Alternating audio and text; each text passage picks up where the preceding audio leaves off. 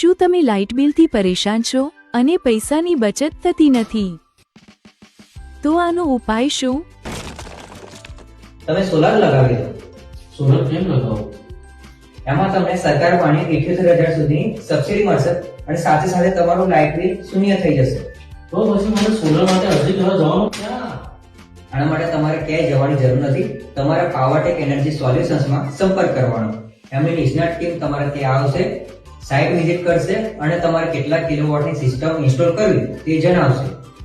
એની detail સમજાવશે અને તમને રજિસ્ટ્રેશનથી લઈને મીટર ઇન્સ્ટોલેશન સુધીની બધી જ પ્રક્રિયા એ જ કરીને આપશે. અને તમને લોનની જરૂરત હોય એ પણ પાવરટેક એનર્જી સોલ્યુશન્સ પ્રોવાઈડ કરે છે.